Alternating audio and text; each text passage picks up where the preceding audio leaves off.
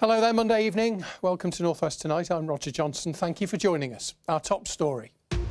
There was no evidence of two-tier policing, but an MP's report says that some forces were unprepared for last summer's riots. The Home Affairs Committee denies that the rioters faced tougher justice than previous protesters. We'll have all the details for you.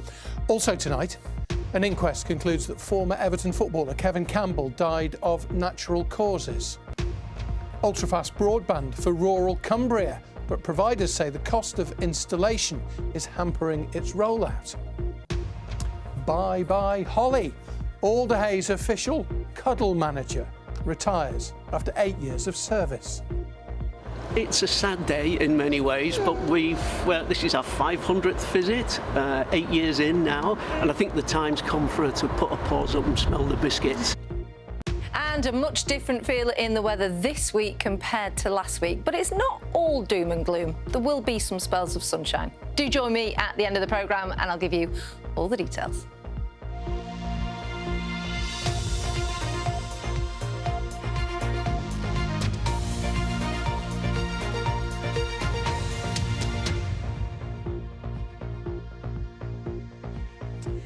An influential committee of MPs says that it has found no evidence of so-called two-tier policing in the violence which broke out after the Southport stabbings last year. It was claimed at the time that those taking part in the riots were dealt with more harshly than previous protesters. Well, the Commons Home Affairs Committee says that some forces were unprepared for the level of violence that they faced. Their report's out today. Our Merseyside reporter Andy Gill is here in the studio. He's been looking at it. You can give us more details, Andy. Yes, Roger. Riots broke out in Southport, in Liverpool and across the country after Axel Rudakabana murdered 3 young girls, Bibi King, Elsie Stankham and Alice Aguiar, in Southport last July. There were false claims on the internet that the killer was a Muslim asylum seeker. Mosques and hotels were attacked, hundreds of officers were injured, nearly 2,000 people arrested. But today's report says the police response was entirely appropriate. Claims of two-tier policing were baseless. The rioters were not policed more strongly because of their supposed political views, but because they were throwing missiles, assaulting police and committing arson. The committee chair says it's important to retain trust in the police. What we needed to look at was how the police had responded, but also what happened with the institutions, because there was a real fear over last summer that there's been some failure in the institutions, that they somehow were policing things in a different way, that there had been what was suggested to be two-tier policing. We wanted to look very closely at that and to make sure that the policing had been effective and had been appropriate. The MPs also said some police forces were unprepared for the level of violence that broke out, and that exposed officers to significant risk. Police should also not have taken it for granted that protests after Southport would remain peaceful. The report also looked at how misinformation about the killer spread so rapidly. That was a significant factor. Merseyside police were in a difficult position because legally they couldn't at first identify the suspect in case that prejudiced a trial. But the report says that created an information vacuum. Existing guidance is not fit for the social media age, something Merseyside's police commissioner says needs to be tackled. We saw a huge amount of misinformation and disinformation being shared on social media, and that did play a role, we think, in escalating some of the tensions and the disorder that we saw. It's a real challenge. I think policing have got a big job to do. It's absolutely something the police need to be taking action on. The government has asked the Law Commission to urgently review rules on contempt of court. One possibility the MPs have welcomed is whether releasing information for public safety would not be contempt of court. Roger. Andy, thank you very much. Andy Gill there. Right, let's take a look at some of the other stories that are making headlines in the North West tonight. And the families of 5 people murdered in the Manchester Arena bombing have written to the government saying that they cannot understand how Hashim Abedi was able to attack and seriously injure prison officers at HMP Frankland. The relatives, including the parents of Liverpool victim Megan Hurley, say Abedi is an evil terrorist who should always be in solitary confinement. After their letter was sent, the government barred inmates like Abedi from using kitchens. A former Greater Manchester police officer who has campaigned against child sexual abuse is looking at taking legal action over failures to deal with grooming gangs. Maggie Oliver, who you saw there, is examining whether police forces, councils and other agencies can be prosecuted or sued. The Greater Manchester Fire and Rescue Service is tackling a blaze on Saddleworth Moor this evening between Greenfield and Holmfirth in West Yorkshire. Fire officers have asked the public to avoid the area. They say the blaze is currently spreading north towards Marsden. There are calls for the birthplace of Alfred Wainwright, who wrote the famous guides to the Lakeland Fells, of course, to be recognised in his hometown of Blackburn. Councillors say that he should be celebrated as a significant Blackburn figure. Well, a coroner today ruled that the former Everton footballer and television pundit Kevin Campbell died of natural causes after becoming seriously ill with heart and kidney failure. The trust, which runs the Manchester Royal Infirmary, where he died last year, had initially raised serious concerns about his care. But today, his inquest was told that any delay in diagnosis was unlikely to have contributed to his death, as Mairead Smith reports. Here's Campbell. Kevin Campbell was said to be fit and well until January last year, when he was first admitted to Manchester Royal Infirmary. He'd suffered heart and kidney failure and was discharged in March after responding well to treatment, but was later readmitted in May. By then, he had lost half of his body weight. Further tests in early June confirmed a diagnosis of infective endocarditis. Kevin Campbell died from multi-organ failure on the 15th of June. It was a massive loss for everyone in football, for everyone, obviously, all the clubs he's been at. But for me personally, obviously, playing with him and knowing him as a person, I was devastated. Football, of course, it's important to so many people, but I think what's more important is being a good human being and a good person, and he was always that to everyone. An internal investigation by the MRI accepted the infection could have been diagnosed earlier and that more curiosity should have been shown over Mr. Campbell's significant weight loss. Cardiac experts say it's a difficult infection to diagnose. In the general medical community, I would say there probably is a lack of awareness. We know that endocarditis is actually on the increase. When we have problems, when patients sadly don't make it, often it's because they get to us too late. The coroner, Zach Gollenbeck, said that missed opportunities to diagnose Mr. Campbell with infective endocarditis had not more than minimally contributed to his death on the balance of probabilities. The coroner recorded a conclusion of death by natural causes. Kevin Campbell's sister and brother Harold listened remotely. Harold told the hearing that Kevin was very, very loved by everyone. From a family point of view, he was their superstar. Mairead Smith, BBC North West Tonight, Manchester. He was a fantastic player too, wasn't he? Now, whether you're running a business, watching a film, maybe even watching this programme on iPlayer, as many people do, or doing your shopping, a decent internet connection has become an essential part of life. But in parts of the region, people say that their service isn't good enough, and that is why the government is putting hundreds of millions of pounds into ultra-fast broadband. But a company supplying thousands of homes in rural Cumbria says the cost of installation is holding things back, as Bob Cooper has been finding out. They've been teeing off here at Appleby Golf Club since 1894, long before the birth of the internet. But now it's essential, and manager Joe says below-par broadband in this area is proving a bit of a handicap back at the clubhouse. The broadband can be very hit and miss. We do find that it does cut out from time to time. It affects our till system, it affects our cards. We do have to write down any transaction that we're making during that time and input it, which can be quite time consuming. The frustration has lasted far too long. A previous plan to bring better internet to the neighbourhood failed to happen. Now, though, provider Fibrous says the area will get top-quality broadband under a government contract for hard-to-reach properties in Cumbria. Parishes near Appleby have now been included in the scheme.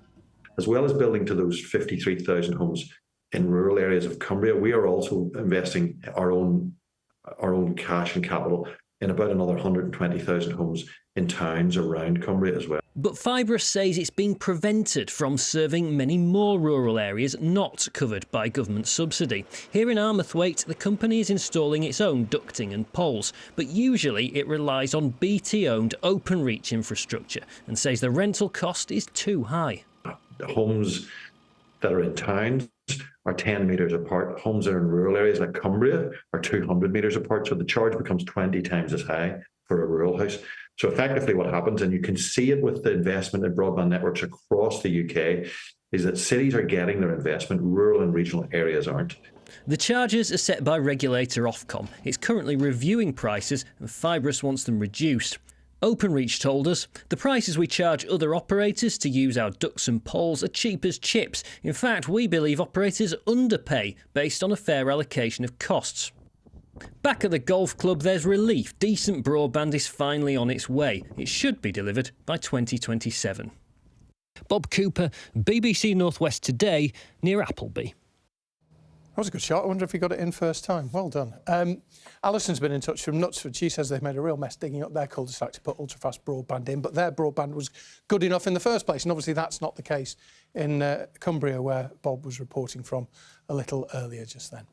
Right, here are some of the other stories that people are reading from BBC News tonight. And new plans to continue improving an overgrown Victorian viaduct in Manchester have been approved, with improved access to the popular Castlefield viaduct. It's really impressive when you're up there. An 8-year-old boy has been seriously injured after an electric scooter that he was riding was involved in a crash with a car in Lancashire. You can read about that on the Lancashire Index. And a former professional rugby player says that he feared that he wouldn't live to see his children grow up after surgeons found bowel cancer during a routine operation. Here, Gary Sanderson's story on the website as well, bbc.co.uk/local news, or on the BBC News app. Now, 2 hospitals in Greater Manchester have become among the first in the world to install a state-of-the-art system which produces quicker blood test results for patients. Only one of the machine exists in Barcelona, and staff say that it is already making a difference. Sounds like a fantastic breakthrough. Let's find out more from Molly Brewer. When we go and get our bloods done, we don't necessarily think about what goes on behind closed doors. In most hospitals, a lot of the work is done manually, but that's not the case here at the Royal Oldham Hospital. So it is brand new state-of-the-art technology. We are only the second lab in the world to have this new equipment. We are the first one in the UK. So it does process 15,000 samples per hour. As well as looking impressive, this machine will mean patients under the Northern Care Alliance should get their results quicker. Equipment that we've got here we've also got on our Salford site, so the impact on patients will be covering all the patients from Salford, Berwick, Rochdale and Oldham. You will see the impact with faster turnaround times of results. Bloods that you get done at your GP will be coming back quicker for you. So this machine can prioritise which blood samples are most urgent, many of those coming straight from A&E, and then they'll be processed within the hour. So these are coming from our urgent wards, so samples such as from the A&E or maternity, intensive care units. These come directly into the lab where they're dealt with immediately. You can see we're coming towards our sort of busiest time period in the afternoon in terms of workload, all the GP samples coming in, but it's kind of whirring away, it's doing its thing. As well as improving the turnaround for patients, it also cuts down on the legwork for staff who analyse the tests after they've passed through the machine. And this just actually takes away every single manual step, and it truly is. You can put the sample on at the beginning and get a result off at the end within a very quick time period. Well, if you go to laboratories where this type of solution isn't present, you'll find a lot of worn shoes because there is a lot of work to move tubes from individual analyzer to individual analyzer. This takes away all of that. Essentially, staff can then focus on really those samples where there might be some abnormalities. And the benefit really to manual handling is that the fact that there's no errors that are made. Typically, it removes human error. You all know, I guess, when we go and get our blood tests done, there's quite a lot of anxiety around waiting for your blood test, so the quicker we can get those results back to the clinician, the quicker they can make a decision, then that takes some of that anxiety away. Molly Brewer, BBC North West Tonight, Oldham. What a fantastic innovation. Brilliant. Right, let's have a look at sport. Ian is here. Football season's getting towards the business end then.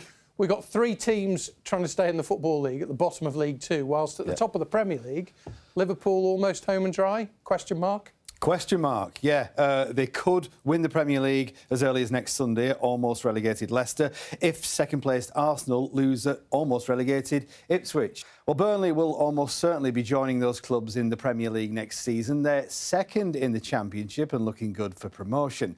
Also in the Championship, Blackburn got a rare win, 1-0 at strugglers Luton Town.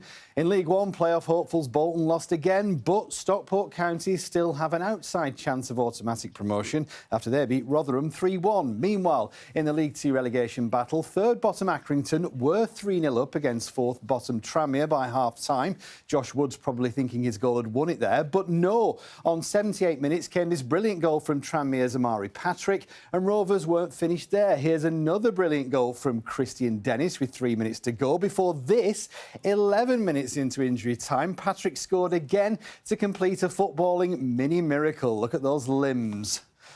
Well, also fighting for... breathless that, wasn't it? Also fighting for their League Two lives and Morecambe, who started Saturday in the relegation zone. It all comes as the club remains up for sale with a long, drawn-out takeover still to be finalised. They hosted bottom side Carlisle, managed by Manchester United legend and former Manchester City and Blackburn boss Mark Hughes, and we were there.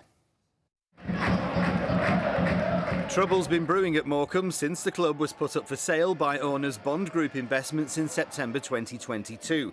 There's been a transfer embargo, a points deduction and late wage payments, alongside a slide from League One to the bottom of League Two. What there hasn't been is a buyer. No, it's been a tough whole season, but it's been a tough few years, to be honest, Ian. It's been going on for quite some time, the talks of a takeover. Fans have been amazing. People behind the scenes at the club have worked the best. They've worked really hard. The manager's tried to get a squad together this year, you know, with his hands tied behind his back, really. The lowest budget in the league.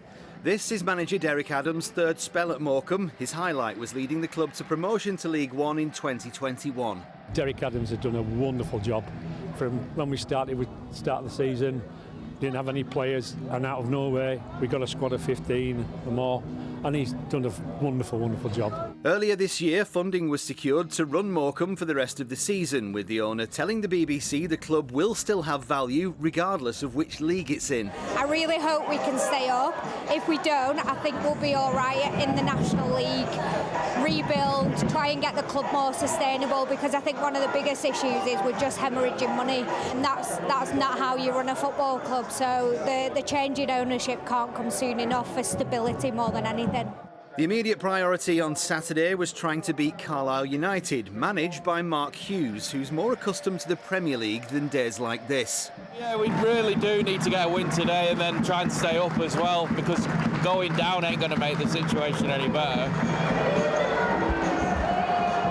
Listen to that noise as the two teams come out for this, what they're calling Survival Saturday. Of course, nothing will be decided today, but with a win, Morecambe to take a huge step towards survival in League Two. Unfortunately, instead of coming out fighting, Morecambe came out looking nervy. It was Carlisle who scored first, almost half an hour in. Kelly's free. Oh, Mark Kelly! Oh, that's awful defending from the Shrimps. The manager made 4 substitutions for the second half, but before long, Carlisle doubled their lead. Chance for Dennis. Gets in there, and it's the goal! The Cumbrian fans sang about staying up. The home support sang, "You're going down with the Morecambe." Callum Jones's late effort was Morecambe's last attempt, and that was that. We were due to interview the manager after the game, but we're told he declined, presumably feeling he'd said all he wanted to in one media scrum. It leaves a lot for you to do now, doesn't it?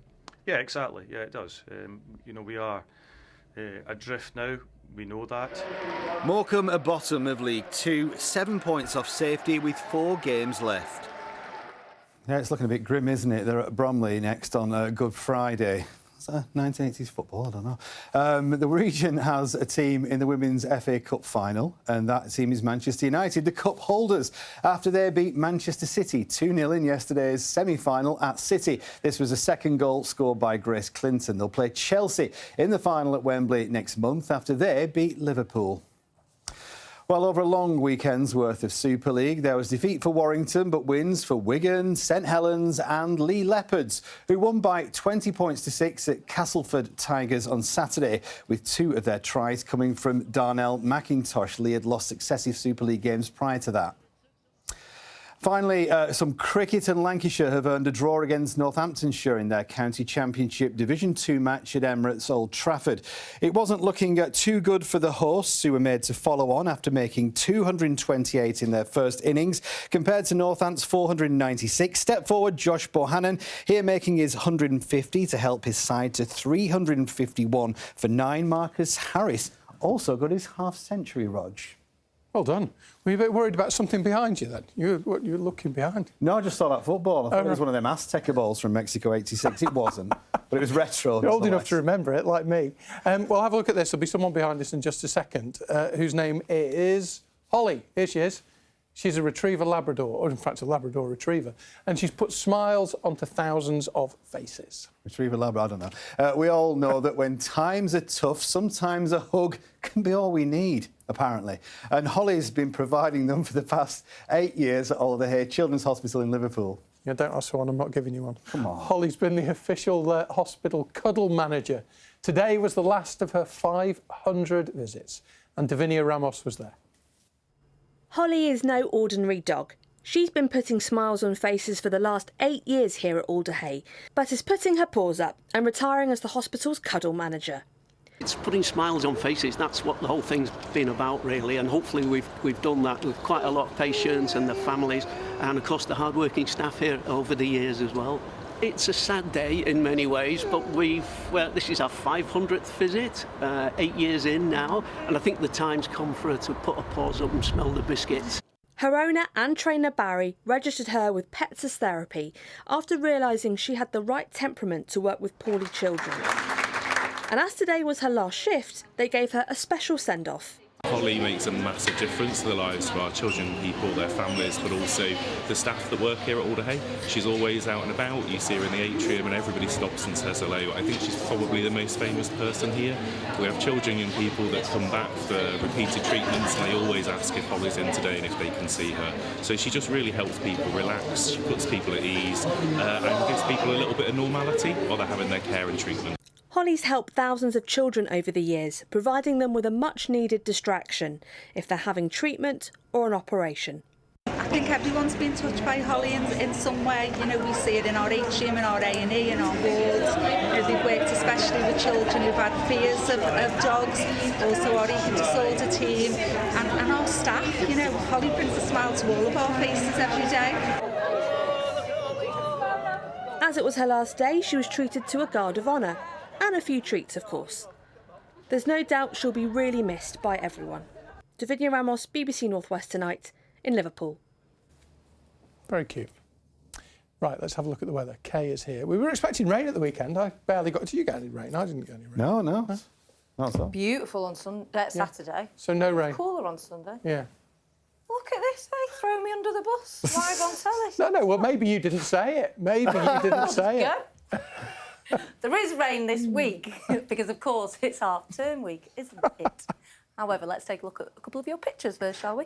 A little bit of magic in Knutsford, Cheshire East. Beautiful.